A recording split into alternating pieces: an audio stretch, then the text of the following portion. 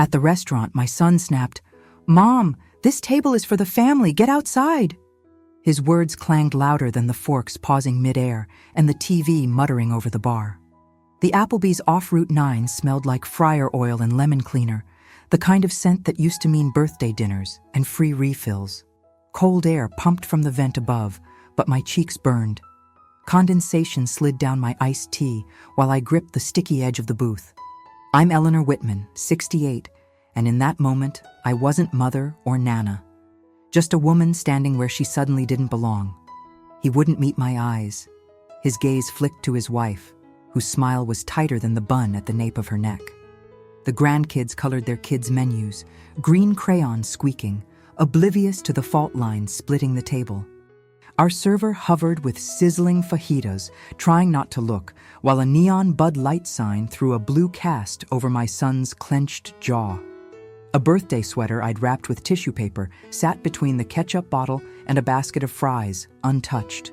My hand found my purse strap, skin prickling, heart thudding like a fist on a locked door. If you're wondering how a Sunday lunch after church turned into my own child evicting me from a booth, I'll tell you. I'll tell you how small kindnesses curdled into rules, how a favor became a tally, how a line was drawn I didn't see until I tripped over it. I'll tell you why he chose the word family, like a wall, and what I said that made him raise it. I'll tell you what it took for me to step back without shattering. And I'll tell you what waited for me on the other side of that glass door. If you've ever felt invisible at your own table, or believe respect shouldn't expire with age, subscribe and stay with me. There's a reason he said it, and a reason I didn't leave. And by the end, you might see your own Sunday in ours. I didn't move. The glossy menu curled slightly under my palm, and I could see my reflection wobble in the ketchup bottle. An odd, older woman with hair I had carefully smoothed that morning and a cardigan I'd darned at the elbow where it rubbed against the pew. I am Eleanor Whitman, 68, and I have learned that sometimes the best way not to shatter is to breathe like you did in the delivery room. In through the nose, out through the mouth, counted by the heartbeat in your wrists. "Daniel," I said, the name thin in the roar of the air vent. I didn't say sweetheart or honey. He hates it when I do. "I heard you." He still wouldn't look at me. His thumb worried the corner of a paper coaster until it peeled, and his jaw worked with that tiny clench I remember from when peas were an affront and long division was a battle. The television above the bar was showing football highlights without sound, little players dashing across the screen like a parade you could not join. The server, a boy with a soft goatee and a name tag that said Aiden in block letters, stood frozen with those sizzling fajitas, the smell of peppers and onions suddenly too much. Lauren, my daughter-in-law, gave me a smile the color of hospital paint and adjusted the hair at the nape of her neck. That bun was tight enough to hold up a bridge. She's always composed. I used to admire it. Sometimes I still do. The children, caught in the benevolent fog of frozen lemonade and crayons, were busy making a forest of green triangles that Ben said was the Worcester Art Museum from memory, and Lucy insisted was a mermaid. They didn't hear the crack in their father's voice. It's a mercy, the way crayons can be a shield. "Is there going to be a problem?" Lauren asked lightly, as if asking for more napkins. "We have a plan for today, Eleanor. We've talked about this. Plan. I have learned that when people say they have a plan for you, they rarely mean it as a gift." The sweater was still there, tissue paper folded back like a sigh, the lamb's wool soft as a cloud I could not climb. I had found it at Macy's on sale, gray with a navy stripe that matched the sneakers Dan bought Ben at back-to-school night. I had a coupon I'd clipped from the paper. Old habits. "It's cold by the door," I said, because it was, and because something small and mothering in me couldn't help but offer a practical objection. "I'll stay right here and keep my coat on my lap, and when the food comes, I'll be quiet." Aiden set the skillet down carefully, eyes flicking to me and away. The fajitas hissed like a warning. My iced tea wept a little ring onto the table, and I started to wipe it with the sleeve of my cardigan before I caught myself and used a napkin. Lauren's hand was on Daniel's forearm, 2 fingers pressed like a pause button. "We can't do another scene," she said quietly. pitched for only him and me. Not in front of them. We said clear boundaries. I'm right here, I said, and I didn't mean at the Applebee's. Once, Sundays looked different. I can still feel the warmth of the old colonial on Shrewsbury Street, the kitchen filling with the smell of pot roast and cinnamon from the coffee cake I would save for dessert. The sound of Bill in the den exclaiming over the Patriots, the kids, our Daniel and his sisters, running in and out leaving wet leaf prints on the tile. Church at the United Methodist on Maple, choir robes a little too long because I hemmed them in a hurry, Miss Adams squeezing my hand in the pew because her arthritis was acting up, and I always carried a little tin of ointment. Afterwards, Boston Market or Friendly's on Route 9, where Daniel used to mix the ketchup with a sugar packet when he thought I wasn't looking, stirring it with a French fry until it turned a pinkish mess that he would then gamely eat. He would giggle and grin up at me with that gap where his front tooth took its time coming in, and I would pretend to be scandalized. We'd order fribbles and share them 3 ways. Lauren wasn't in the picture yet. Bill would make a joke about the Boston cream pie that made me flush, and I would kick his shoe under the table, and he would squeeze my calf with his foot, and I would think, this is it. This is family. Bill died on a clear October morning 13 years ago. He left a closet full of flannel shirts that still smelled like Old Spice and leaves gone to sugar. He left me a little insurance and a mortgage, and he left Daniel a father-shaped hole he never quite learned how to patch. We do what we can. I picked up extra shifts at the clinic. I learned to live with what I call my budget brain, where every cup of coffee is a decision. I sold the set of Lenox china my mother insisted was an heirloom because I knew none of my children wanted to inherit a cabinet of dust catchers. I made casseroles and froze most of them and took one to church for Miss Adams. I paid off the car. I kept my house, the one with the maple tree that drops those helicopters that caught in Daniel's hair when he pretended a storm was going to blow him away. I learned, too late, that the right leaf blower can sell the house faster than a new sink. When Daniel and Lauren moved back from Albany with Ben still red and scrunched and Lucy taking naps like it was her job, I wanted them close. If I had known then what I know now about how closeness can be another word for control, I might have asked more questions. They found a cape on the other side of Lake Quinsigamond, bright shutters and a kitchen that was begging for a remodel. It's a stretch, Daniel admitted on my porch swing one muggy July afternoon, rocking with his heels and trying to look like a man who didn't need anything from his mother. But Lauren got the school she wanted, and the commute to UMass Med isn't awful. It's just, Mom, the down payment. We didn't plan for the taxes part. I remember the cicadas humming and the way the hydrangeas had finally bloomed blue instead of that disappointing gray.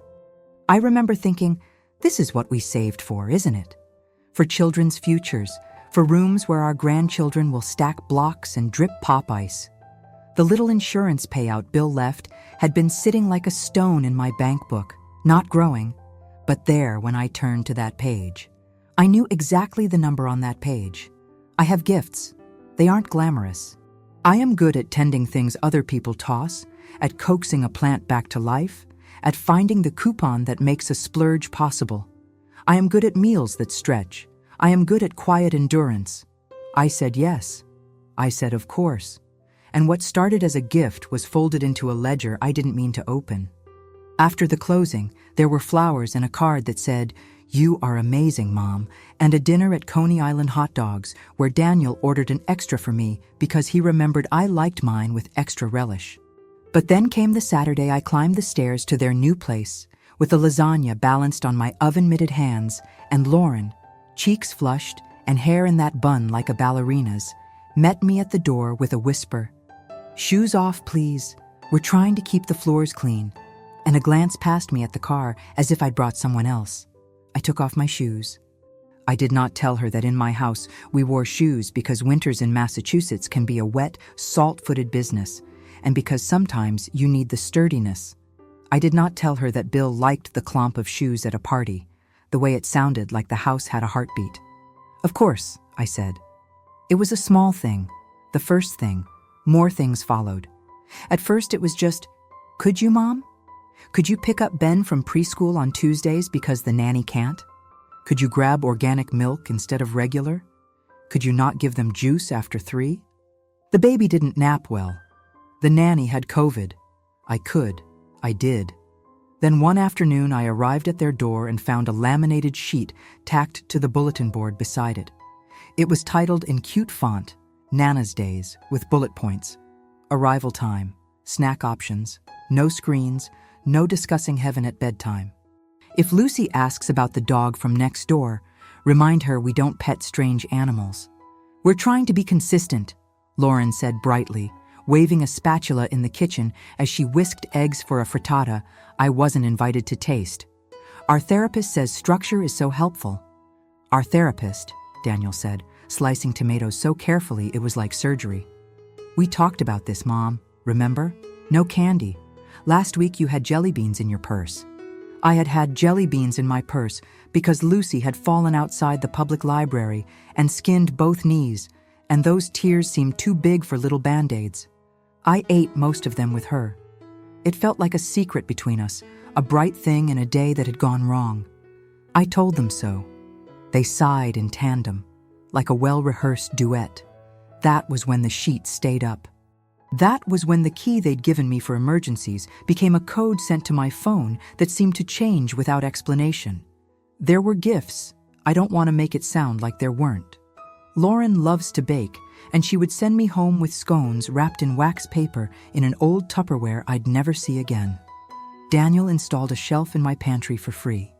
They taught me how to use the video feature on my phone, and then untagged my posts when I put up a picture of Lucy with chocolate on her face.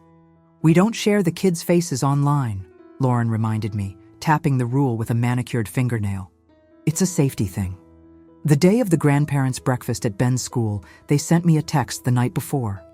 RSVP had been closed long ago, but they could squeeze me in if I sat in the back with the other overflow. We don't want to overwhelm him, Lauren wrote. I ironed my blouse and ate toast in the car. And then there was the house. My house. After all the snow melted and spring became a possibility instead of a rumor, Daniel came over with a spiral-bound folder with tabs. He had taken a class. He had spreadsheets. He wanted to help. We could sell, Mom, he said, with that tone he uses when he is a boy in a plastic fireman's helmet, planning a rescue. It's too much for you. The stairs, the roof, the yard. We could get you a sweet little apartment near us, or at the Willows. They have a shuttle. You love knitting. They have classes. It would be so good for you to be around people. I am around people, I said. I have my church, my book club, the Tuesday line dancing at the senior center, which I don't enjoy but go to because Isabel does, and someone needs to hold her purse while she does her grapevine steps. I have Miss Adams. I have the man at Dunkin' who knows I take one sugar and never judges me when I ask for an extra munchkin because it's Tuesday. I have the maple tree, and the neighbor boy who climbs it even when his father tells him not to, and the way I can hear the parade from the high school in October if I open the window and stand very still. We could use the equity, Daniel said when I did not jump at the word shuttle. It's just sitting there. You could help the kids get into a better school district in a couple years. Did you know Weston has average SAT scores in the top 10%? Not that we'd go to Weston. But we'll need to get out of here eventually. The taxes. Lauren, behind him, had that smile on, the one she saves for the school board meetings where she speaks and people nod and thank her for volunteering. We're really thinking big picture, she chirped. It would be so supportive. I have learned that when people say supportive and mean it for you, they anticipate being the arm under your elbow, guiding you gently. When they say supportive and it is really for them, they anticipate you being the beam they lean on so they can rest. I didn't sell. I am stubborn in ways that surprise even me. I hired a high school kid to mow the lawn and carry laundry baskets up from the basement. I paid a man named Gus in cash to patch the roof where the ice had pulled it open like a zipper. I did not learn to love living alone, but I learned to fill it.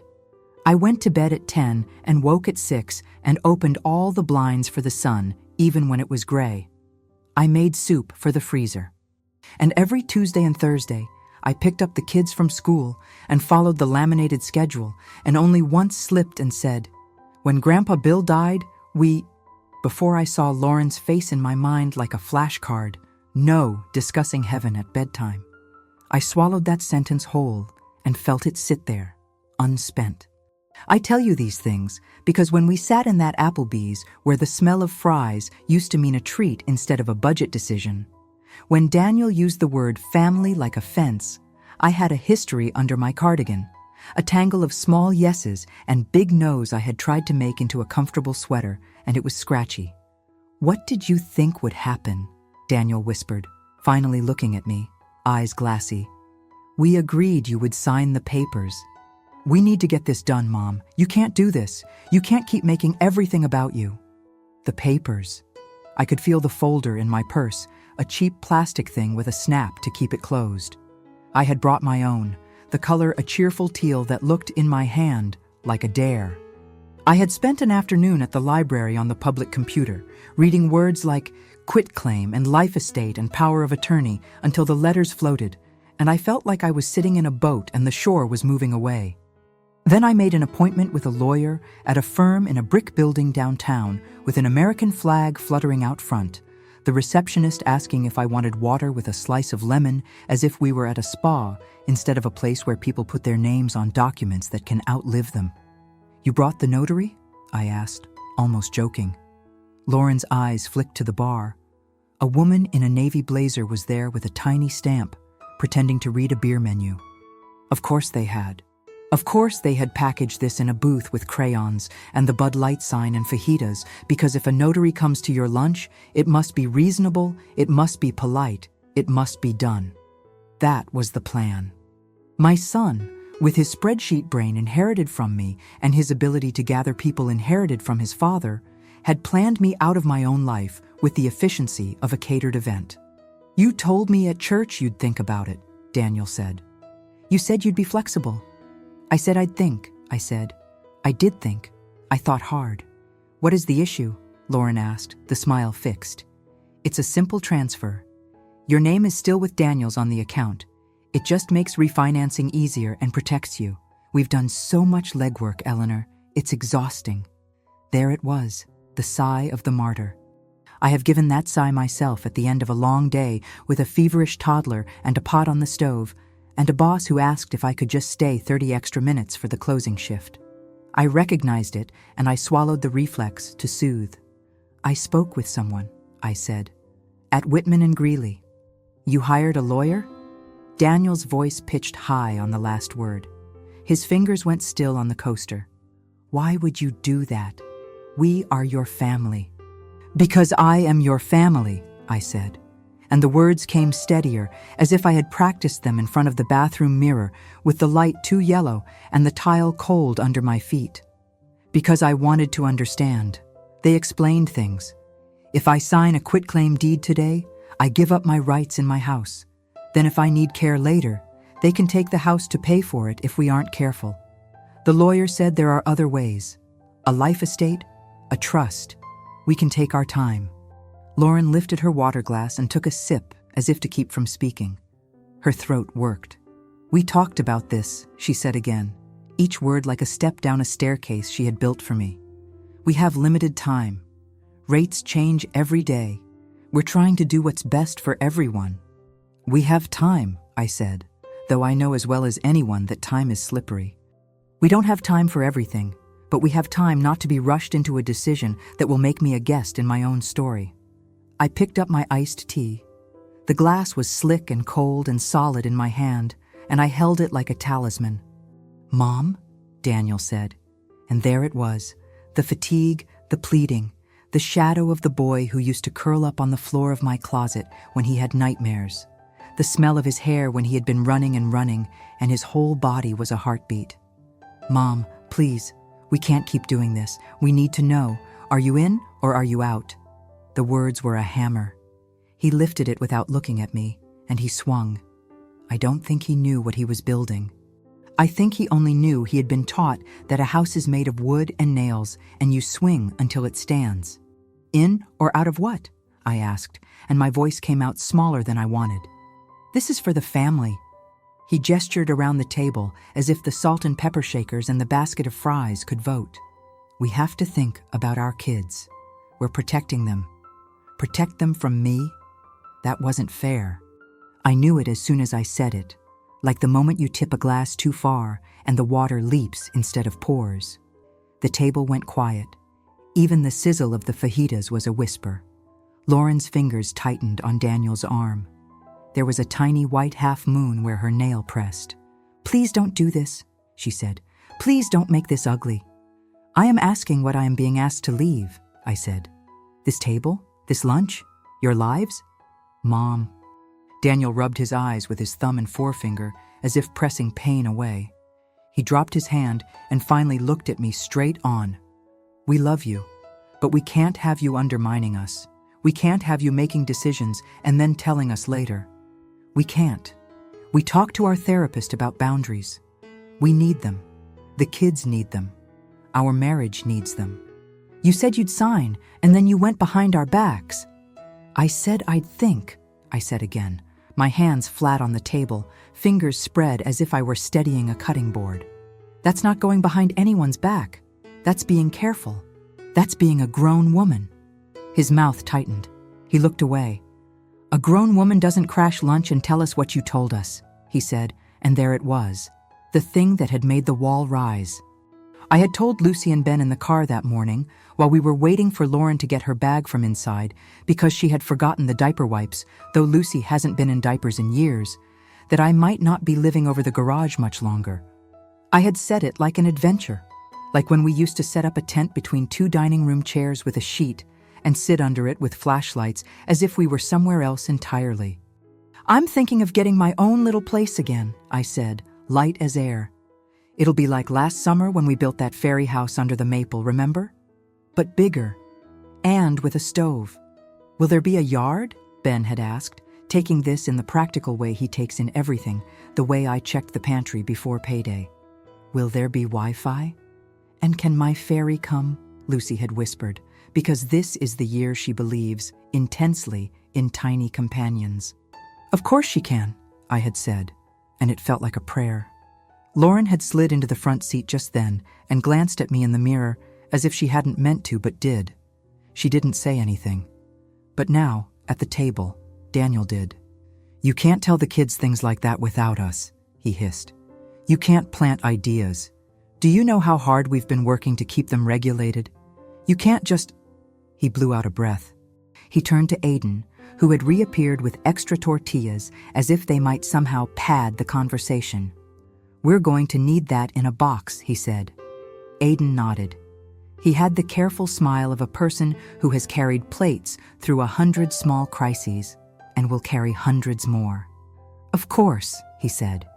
"Do you want more napkins?" I took my purse, the teal folder snug inside.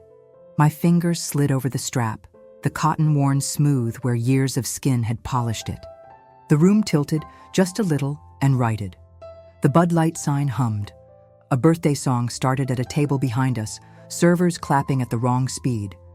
I thought of the time I stood in the snow waiting for the light to change at Park Avenue, a bag of groceries cutting into my hands, and an older man in a red hat leaned toward me and said, "You gotta step where the dry is," and I looked down and saw the places other boots had packed the snow firm, and I stepped there and my feet didn't slip. "I won't sign today," I said. "And I won't sit here and have you tell me that, because I am careful, and because I love you, and because I also love myself. I am not family." "You are angry. I understand anger. It breaks the voice before it breaks the heart. But do not use that word against me. It is mine, too." Daniel swallowed. His Adam's apple bobbed like a buoy in rough water. He nodded once, a jerky thing, not agreement. It felt like acknowledgement of a kind neither of us could use yet. Lauren dabbed at her mouth with a napkin, though she had not eaten a bite. "We need air," she said.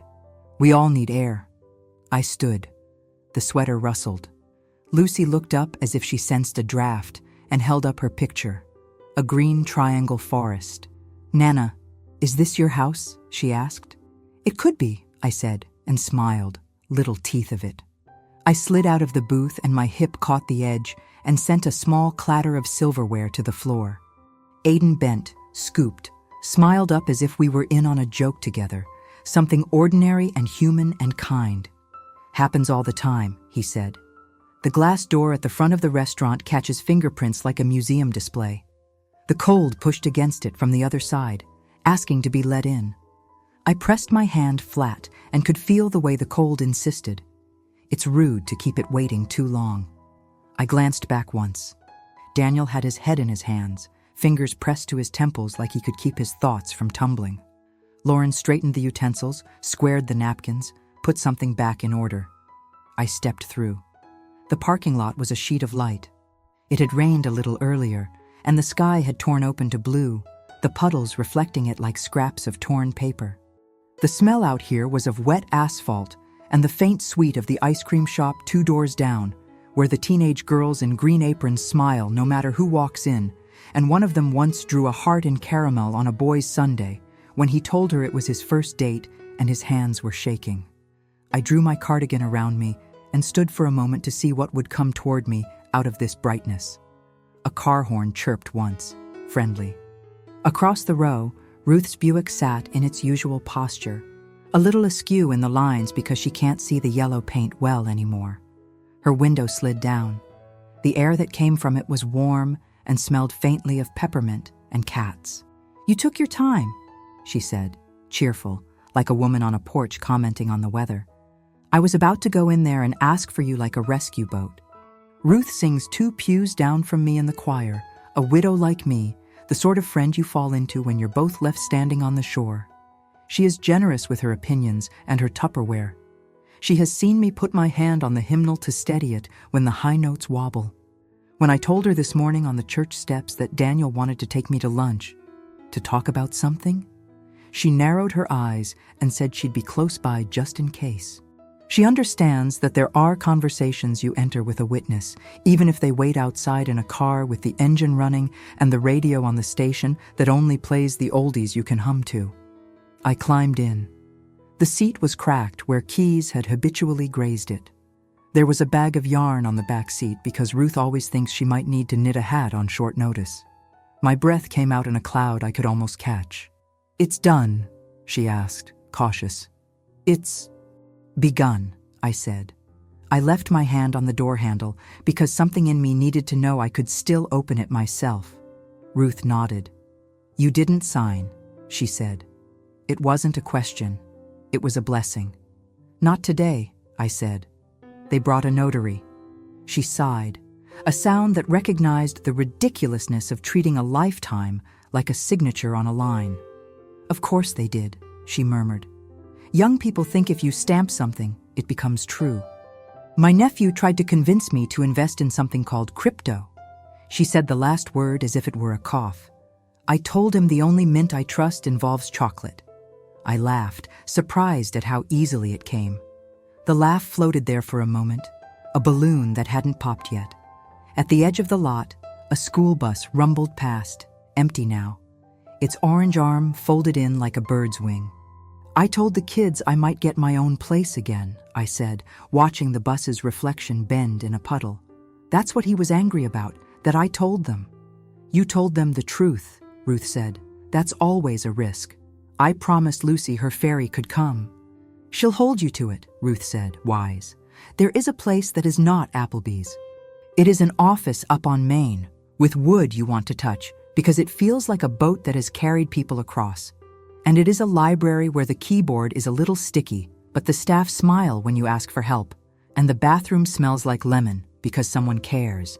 And it is my kitchen, where the counter is worn where I knead dough, and the light in the afternoon comes through the maple like stained glass, and paints my hand on the table. It is a life I built and kept when other things fell.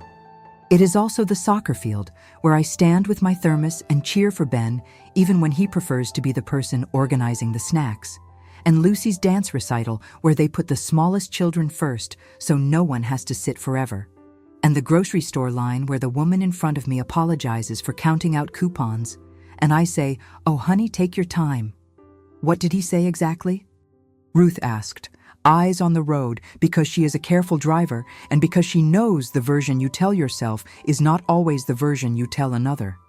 "He said, 'This table is for the family. Get outside,'" I said, and I watched the words leave my mouth and hang there, and then settle somewhere in the car near the dashboard where the dust turned them soft.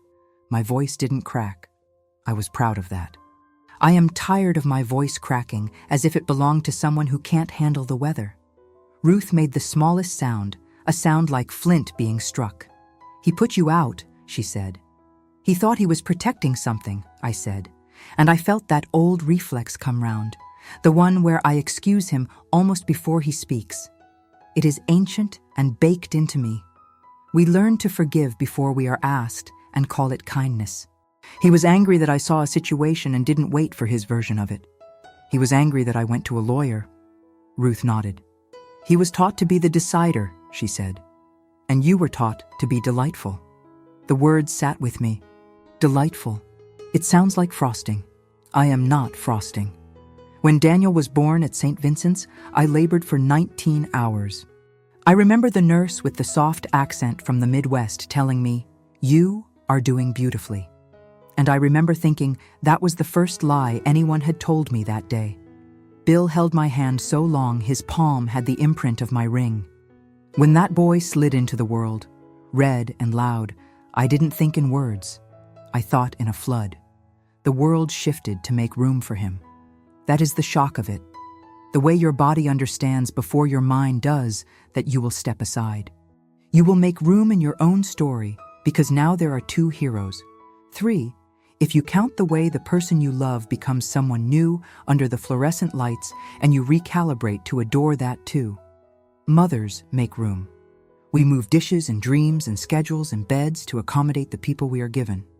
We make room until it becomes a skill we can do without looking, and then, one day, we discover we have moved ourselves to the periphery and no one even saw it happen. It is somehow our fault for being so good at shoving our chairs to the edge. I didn't shatter, I said to Ruth. I wanted to, but I didn't. I think that counts. It does, Ruth said. So what's next? We idled there the way the world idles between seasons, between a storm and the sun. I reached into my purse and took out the teal folder. It made a specific sound, the click of the snap. Inside were copies of the deed to my house, my will, the notes I had made with my lawyer in a careful hand that looks like my mother's when she wrote shopping lists on brown paper. There were sticky notes with questions on them. Medicaid look-back period, life estate pros and cons, trusts, irrevocable versus revocable. When I write questions, I feel less like I am being carried and more like I am choosing a path. We go see Mr. Greeley, Ruth suggested, because she knows what it means to walk toward help, even when it smells like coffee and toner and paper, and you feel like you are walking into a test you didn't study for. Yes, I said. And then maybe we look at that little listing near the library, the one with the bay window and the terrible wallpaper. I thought the wallpaper might be a good project for Lucy and me. Fairies like flowers. Fairies like anything that feels like home, Ruth said. There will be conversations to come. There always are. Daniel will call and apologize in a way that says he wishes I had not made him say what he said. Lauren will write a long email with bullet points because she is efficient with feelings. There will be holidays where I RSVP and sit at the end of the folding table with the cousins and talk about weather because no one knows what to say about inheritance. There will be forms to sign and people who will tell me I have to do it now. There will be people who will tell me I should have done it then. There will be times when I will sit in my small living room, light coming through that bay window onto a rug I found at Goodwill that looks like it was in someone's very expensive home. And I will feel the ache of not being called for no particular reason on a Tuesday night. There will be times when warmth will wash me like a bath, because Lucy will come over with a jar of buttons and a serious plan to make art, and I will make hot chocolate and pretend to be the fairy queen for 15 minutes, and the cat will jump into her lap as if he's known her all his life. I am not naive. I was once, and it didn't suit me. I know this is the beginning of a bigger conflict. People don't like to be contradicted when they have taken the time to hire a notary. There will be words. There might be coldness that lasts longer than it needs to. There might be also a thaw. My job is not to manage their seasons. It never was, though I acted as if it were. My job is to tell the truth softly when I can, and standing up straight when I must. To remember who I am when someone uses the word family like a gate and forgets that I built the fence. I thought of the day I sold Bill's favorite flannel shirts at the church rummage sale to the man who'd lost his in a flood. He tried one on, and his eyes filled, and he put money in the coffee can, and I held the sleeve and let go. I thought of the time Daniel called me from Albany because the baby wouldn't stop crying, and Lauren was shaking and he didn't know how to help. I got in the car at 10 at night and drove in the rain, and when I got there, I took the baby and put her against my chest, and her little body went soft, the way bodies do when they remember safety. I rocked and sang Carole King until 3 in the morning. I didn't tell them then that I wanted to lie down and cry from the exhaustion too. I learned a secret. We think people know when we have sacrificed, but mostly they don't unless we tell them. And even then they nod and say, "Thank you," and forget. There will be time to tell Daniel some things. There will be time to tell him that the down payment I gave him was the last present Bill gave me. A thing I had saved because it felt like keeping him, and that giving it away hurt and healed at the same time. I will tell him that I don't mind shoe-off houses as a rule, but I miss the sound of shoes. I will tell him that when he was 10, he told me he would always be kind to me when I was old, and that when he said it, I laughed because he was 10, and I should have held it neat and folded it and kept it in a drawer with my good things. He has been kind. He has been unkind. He has been human, and I have too. Ruth pulled out of the spot slowly, craning her neck because she does not trust her mirrors. She patted my knee before putting both hands back at 10 and 2. "We should stop at Dunkin'," she said. "You look like you need something sweet.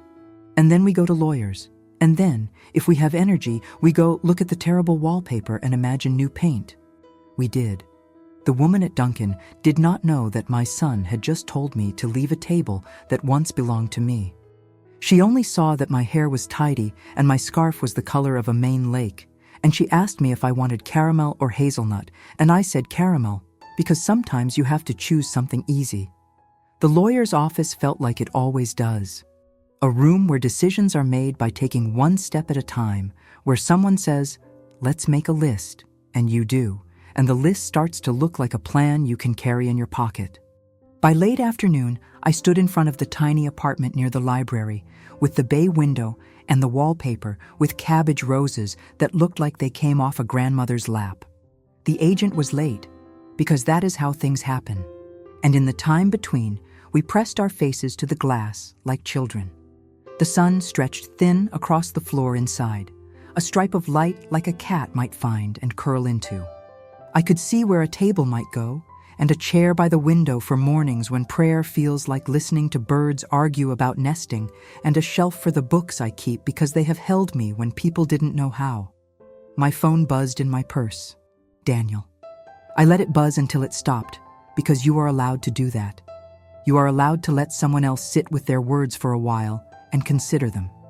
A minute later, a text came in, just 2 words. "I'm sorry." It stabbed and soothed. I put the phone back. Ruth knocked gently on the glass, as if we could wake the apartment. "It's small," she said, "but it looks like it would fit you." I nodded. I pictured Lucy around a drop cloth, serious about paint. Ben at my table with homework and a bowl of pretzels and a pencil clenched in his fist. Ruth in the chair with yarn in her lap. Miss Adams on my phone telling me she's praying me through. I pictured Daniel in my doorway, hands in pockets, looking 10 and 40 at the same time, asking cautiously if we could have tea. I pictured saying yes. I pictured knowing that I could also say not today. The bigger conflict is not the kind that comes with sirens. It is the steady work of building something when other people have plans for your materials. It is the insistence on calling yourself by your name when other people prefer an easier title. It is courage that smells like lemon cleaner and fryer oil and parking lot sun and peppermint.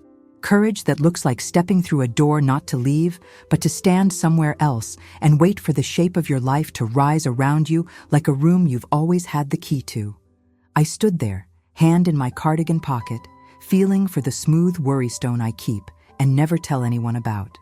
It is a piece of sea glass, blue as a summer evening, from a trip Bill and I took to the Cape when Daniel was little, and we splurged on a hotel with a balcony and ate clam chowder in styrofoam cups on the sand with our shoes on, because even there, I could not quite let go of the habit of being ready to stand. I rubbed my thumb over it now. Behind me, the street hummed along.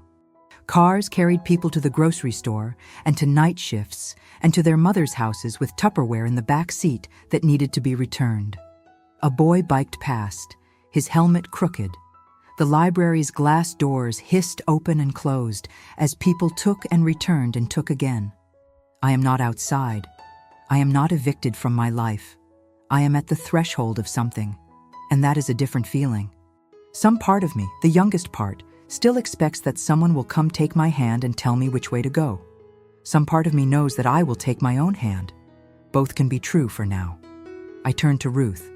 "If the agent lets us in," I said, "we will walk through and touch the walls and see if it feels like mine. If it does not, we will have coffee and look again tomorrow. If it does, we will bring flowers. We will tell the fairies there is room for them." Ruth smiled. "I will bring daisies," she said. On the ride home, the light turned the trees into lanterns. The maples were thinking about changing, the tips of their leaves flirting with red. It will happen soon, I thought. It always does, and it is always a surprise. I rested my forehead against the cool window and let the day flow past. I did not rehearse speeches. I did not write letters in my mind. I let the hum of Ruth's Christmas station soothe my bones even though it was only October. I thought about how I will take that laminated Nana's Days schedule and fold it into a paper crane with Lucy at my small table. And we will put it on a shelf where it will look like a decoration and be, in some fierce, small way, a declaration. The bigger conflict will arrive. We will set extra places for it at the table and keep the sharp knives out of reach, because that is what you do when company brings something hard. I am a mother. I am a woman with a deed in a teal folder and a stone in her pocket and a friend with a Buick that leans a little left. I am family. I stepped through the glass door because I needed air, and what waited for me there was not loneliness. It was a bench at the edge of a life I am not finished with. It was a reflection in a puddle that looked like sky. It was the sound of my name as I say it to myself, fuller than I remember. I sat with that feeling all the way home, letting it take a chair in me at my own table, the one with the good dishes I bought for myself because I liked the way the blue looked against food. When I unlocked my front door, the maple threw its shade across the floor, and in that stripe of darker light, I could see the shape of a child, 2 someday, maybe, playing with buttons and pretending they are jewels, while I stir soup and the cat watches and the radio murmurs the news of the world beyond us. There are so many ways to be inside. I will choose as many as I can. I will stand my ground where it's kind. I will forgive when I can. I will not sign away more than I mean. I will light the lamp by the window when the evening comes early, because in this part of Massachusetts, it always does. And sometimes, I will let the lamp be for me. I waited in Ruth's car while the world rearranged itself through the wipers.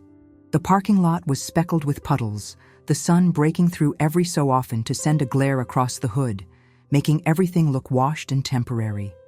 I kept my hands folded on top of the teal folder, the snap cool beneath my thumb, and tried to figure out where I fit. "Get outside," Daniel had ordered, and I had obeyed. Maybe not right away, but I had. The ache of it settled under my breastbone like the memory of a cough. I pressed my palm there and watched families come and go with leftover boxes and bright helium balloons, Sunday faces squinting in the shifting light.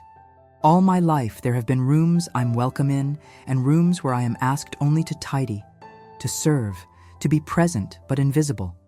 The church kitchen after coffee hour, the nurse's lounge at the clinic with the battered Keurig, even my own living room when Daniel and the grandkids watched their shows and I sat on the ottoman, making myself small to leave space.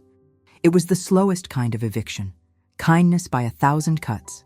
Please help, but don't impose. Show up, but disappear. Offer, but don't expect to stay. When Daniel was little, he always reached for my hand across the grocery store parking lot, his fingers falling naturally between mine, trusting that where I led was safety. It wasn't the first time I noticed his grip loosen, his eyes scan ahead for someone else. Today, he did not reach. Today he made sure both hands were visible on top of the table, a silent announcement. This is where I choose to hold on. Ruth drummed the steering wheel, humming some ancient Stevie Wonder song under her breath.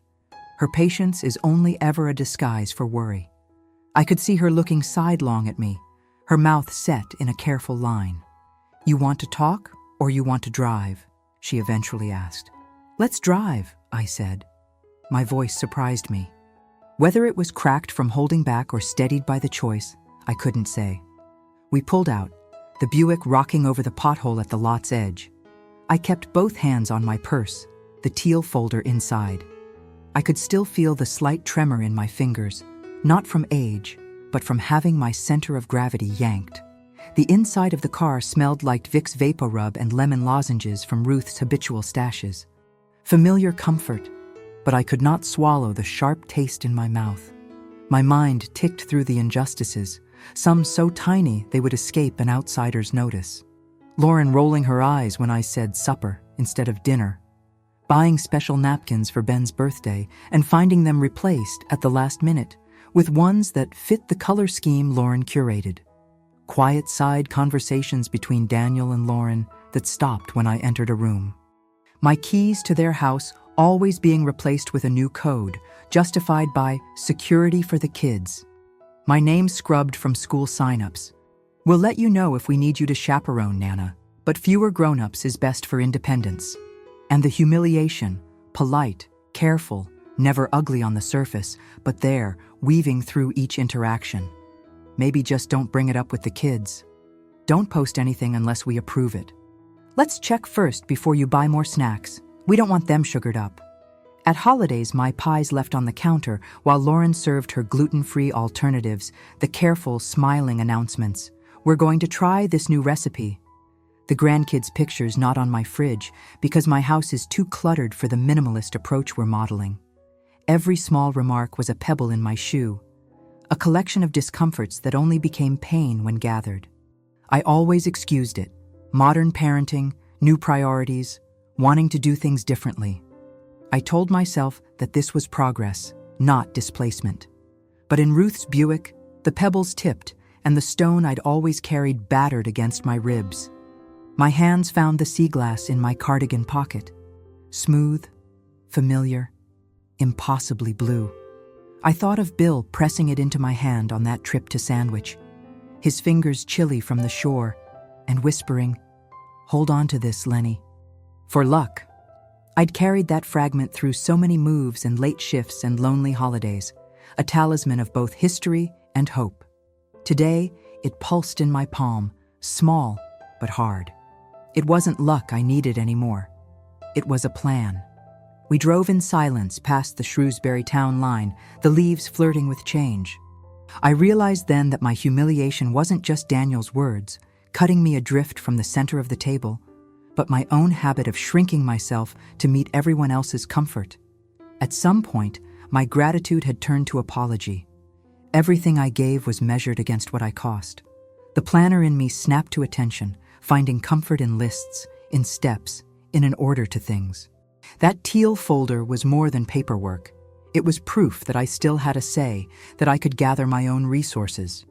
I wouldn't sign away my house for the same reason I wouldn't tell Lucy not to believe in fairies.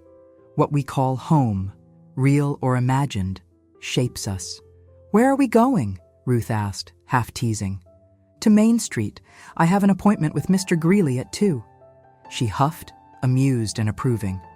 Tough cookie. I could have crumbled in that parking lot. Instead, I would open a new door. When we arrived, Ruth waited in the car, and I went in alone, the sound of the bell on the lawyer's door comforting in its ordinariness. I stood waiting on the thawed rug, heart beating but chin high, as the secretary led me to a room with a sturdy table and 2 bright lights. Mr. Greeley was gentle, brisk, but not dismissive, the sort of man who asked, "How are you today?" like he'd really wait for an answer. I slid the teal folder across the table. "My son wants me to sign a quitclaim," I said. "He says it's for refinancing and legacy, but I don't want to give up my say, not yet." My voice didn't shake. He read quickly, nodding, occasionally marking something with a sticky flag, yellow, blue, pink. You're not wrong to be careful, Mrs. Whitman. This is your home. There are other ways. I asked my questions, slowly at first, then with more surety, pulling out my sticky notes and handwritten points. Every answer he gave patched a splinter in my confidence. Is it selfish to want to stay in my house? I finally asked, the question tasting foreign in my mouth. Not selfish at all, he said, not missing a beat. It's your right. Lots of people hand off the keys before they're ready and regret it for years. Sometimes families don't realize what they're asking. He looked me in the eye. Your family needs you as you are, not just your assets. That was the climax, not one of yelling or slammed doors, but of clarity. For years I had twisted myself backwards, rewriting my reasons for deserving a seat, at their table, in my own house, in their version of family. Now, I understood. I didn't have to deserve it. It was mine to take. The meeting ran over an hour. We talked trusts, life estates, payable on death designations. The legal language was a thicket, but I followed, each new term a stepping stone. When I left, I had a list, a new set of questions, and the feeling of the folder heavier in my purse. Not a burden, but ballast. Outside, Ruth offered me a butterscotch from her purse. Was he nice? He was, I said, and very firm. She grinned, like someone else I know. We drove home in a softer light, the sense of a current beneath the ordinary. I knew Ruth would drop me off, and then the world would settle again, more quietly. But everything had changed. I had named my wants, claimed my boundaries. Later, in my kitchen, I set the folder beside Bill's photograph on the windowsill. The house creaked around me, familiar as breath.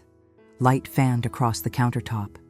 I made myself tea, strong and sweet, and sat at the kitchen table, the sea glass pressed in my palm. I traced the grain in the wood with my finger, remembering the hundreds of meals, the afternoons with Ben stacking blocks, the nights Lucy spun circles in her pajamas and called herself the queen. Daniel would call, and he would be angry, or apologetic, or both.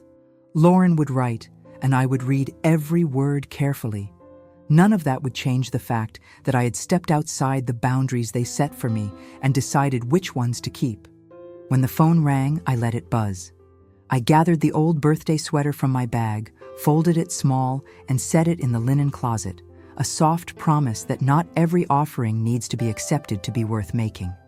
Then I found the laminated Nana's Days sheet, the one that had dictated my time and worth in their world for months. I ran it under the tap, watched the letters smudge and blur, then dried it flat and slipped it into the teal folder. Not as a guide any longer, but as a record. This is what it looks like when you outgrow instructions meant for someone smaller. The next morning, I visited a tiny sun-gauzed apartment near the library. The wallpaper was terrible, cabbage roses running riot, and the window overlooked the sidewalk where people passed by, ordinary and half-seen. I imagined Lucy setting fairy houses along the sill, Ben grumbling over homework, Ruth laughing, her knitting needles clicking. I imagined my chair by the window, mine by choice, not default, not afterthought. I held the sea glass in one hand, the teal folder in the other. I ran my thumb over the stone's worn edge and felt my heart settle. Not in defeat, but in a readiness that said, I will not sacrifice myself for a seat at a table set by someone else, not anymore. I will not be grateful for crumbs when I can slice my own bread. I will be Mother, Nana, Eleanor, sometimes all and sometimes only one. I will answer the phone when I am ready. I will write my name, not just on documents, but across this next season of my life. I set the sea glass in the sunlight of the new windowsill and watched the blue reflect across the white lace curtain. Sometimes it looked like the sky, sometimes like the promise of water. Both were things I could keep. I am here, I whispered, less a declaration than a benediction, as I stood in my own light. And out on the street, as another day spun wide and possible, I watched the shadows shorten, the cardinals argue in the maple, and knew that the world would keep shifting. Let it. With my stone and my folder, my terrible wallpaper and my plans, I was ready to shift too. That evening, the apartment hummed quietly around me. My kettle puffed steam, the windows gathered the pink and gold yolk of late-day sun, and somewhere a neighbor's dog barked at the spinning shadow of its own happiness. I sat at my new kitchen table, a circle this time, not an oval, just big enough for 3, maybe 4 if we squeezed. On the table, the teal folder rested, neat and serene atop a placemat, the same blue as my sea glass. I pressed my thumb into the glass, feeling the familiar, cool curve and the roughness left by time. I was home, in the deepest sense. The move had come together the way uncomplicated mercy sometimes does. A flurry of paperwork, Ruth's Buick leaning right with every trip, cardboard boxes labeled in my neatest script. Daniel helped with the couch, silent except for asking where I wanted it, his voice careful as if each word needed to pass inspection. We did not talk about Applebee's. We did not talk about deeds or boundaries. We talked about the weight of books and the way the light from the window made the dust look like gold. These were safe topics, but neither of us missed what floated in the quiet between them. Lauren didn't come. She sent a potted peace lily, all waxy leaves and careful white blooms, with a card that read, "Wishing you comfort in your new space. Let us know when you're settled." I found it polite, distant, yet, maybe for the first time in months, honest. I set the plant on the windowsill near the sea glass, together but distinctly apart, a reminder that peace sometimes comes in fits and starts. The first days, I started and finished small tasks, letting the shape of the apartment settle around me. I hung photos of Bill hiking Mount Wachusett, of Daniel small and gap-toothed, of the kids in Halloween costumes, with their faces unblurred, just for me. I tacked up Lucy's mermaid drawing next to a postcard from Miss Adams. "You are in my prayers, always." I stocked the fridge with yogurt, carrots, scones wrapped in wax paper from Ruth. When dusk fell, I flicked on the lamp by the bay window and let its gentle amber spill onto the street, a lighthouse for anybody wandering after supper. The second night, I baked. Cinnamon coffee cake, the way I used to after church, with brown sugar lacing through like quiet gratitude. The smell rose up, filling every corner, nestling in the folds of curtain and the cracks of memory. It was then, standing shoeless on linoleum, folding sweetness into batter, that loneliness sidled up, a shy, inevitable guest. I let it stand there. I did not chase it out or offer it tea. I simply worked around it, a regular patron in the bakery of my solitude. My phone vibrated. Daniel, again. For days he'd sent unspooling texts, apology stitched to explanation, confusion stitched to habit. I shouldn't have said what I did. We just wanted to help. We aren't seeing things the same way. I miss you. Can we talk? Each one, a lifeline tossed. Each one, a reminder that fixing the rope is slower work than throwing it. I texted back, finally. "Come for cake if you'd like. Saturday, 3 o'clock. Just you." 3 clear boundaries. No code words, no expectation. An invitation, not a plea, just a place at my circle. It felt like lighting a lamp in a window, hoping, not begging, it would be seen. Saturday comes. The apartment is bright with the kind of autumn sun that makes you forget winter altogether. I put out plates, real forks, cloth napkins with wrinkled edges. When Daniel knocks, I watch through the peephole before I open it. A small, fierce act of autonomy I didn't know I needed. He steps in, stares around as if he's seeing color for the first time. The place is humble, but tidy. His eyes alight on the ugly wallpaper, the mermaid picture, the teal folder beside my seat. "Mom, it smells like my childhood in here," he says, his voice lighter than I expected. He is anxious, a man still learning to peel back his own expectations. We eat in quiet, a rhythm easy and new. He compliments the cake, tells me Lucy wanted to come. She says you promised a fairy door for her. I smile and repeat, "Just you today. We'll paint the fairy door next week." Another boundary, softly placed. Mid-afternoon, the room is filled only with the hush of nearby traffic and Daniel's deep breaths. At last, he asks, "Are you happier here? I worry we made it impossible for you at the house." I close my eyes a moment, feeling the weight and release in him and in me. I'm still me here, Daniel. A mother, a Nana, but also just Eleanor. I needed to remember what I have, not only what I give. It took almost losing it to see. The words are quiet, but sturdy. And with us? He asks, looking at anything but my face. With you, with your family, I'll always want to be welcome. But I can't be small just to fit. Don't ask me to. I can't sign away my rights to my life. I'll help you, always, but not at the cost of disappearing. He nods, blinking at the table, seeing me as I am for perhaps the first time. No longer the afterthought at the edge, but the center of my own story. I want you here, he says, wherever here is. I'm sorry I forgot that. A long, quiet stretches. We are both learning new steps. I think of the sea glass in my pocket, polished by so many tides, never losing its color. Family is a table, Daniel, I say softly. Sometimes it moves, sometimes it shrinks, sometimes you have to build your own, but you can always set a place. He grins, sudden as sunlight, and it is the smile of a boy receding into the man, but always reachable if you look long enough. He promises to bring Lucy next time, to call before asking favors, to listen when I say maybe. None of this is ironclad. Trust, I've learned, isn't a contract, but a garden. Pruned, watered, let to grow wild some years, and tamed the next. As the afternoon warm lapses into evening cool, Daniel hugs me goodbye. I'm surprised by the strength in his arms. It is not an apology, but a bond. You're always part of the family, he says, and for once it is not a fence, but a bridge. After he leaves, I sit by the window, the teal folder and the sea glass glinting in sunset's last rays. The folder is lighter now, not because the papers have changed, but because I have. It is no longer a shield, but a foundation, proof that dignity and kindness can coexist, that a mother's worth is never expiration dated by the seasons of her children's lives. The peace lily leans toward the remaining light. I brush its leaves, a ritual now, in this new place, a reminder that plants grow wherever they're given decent soil and undemanding sun. A week passes. Lucy comes to paint the fairy door, a rectangle of pink paper with gold stars stuck with tape to the windowsill.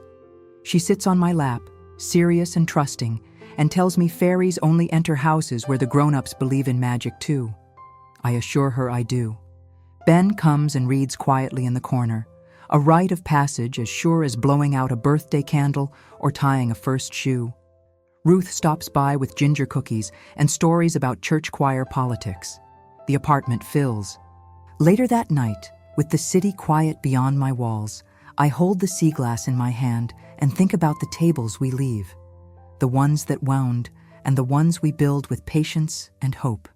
I have not lost my family. I have only walked around the fence and found a gate I built for myself. I belong not only where I'm invited, but wherever I bring myself whole. The teal folder, the laminated schedule now faded soft, and the sea glass, bright as memory, sturdy as truth, rest together in my new home. They are what I carry, boundaries, lessons, and luck. I know now that the world may change around me, suns may set new terms, and old tables may close their circles. But I am not locked out. I am always on the threshold, able to step through, to build anew, to claim joy, to shine a light in my own window. So, if ever you find yourself outside, gathering your courage by the cold glass door, remember, you carry your own ticket back in. Your story is not over until you say so. You can fold up the schedule and write new rules. You deserve a seat at a table where you are seen and celebrated. If any part of this found you, if you have waited in a parking lot nursing your courage or held onto a stone because its story was your own, I'd be honored to hear from you. Share your thoughts with me below.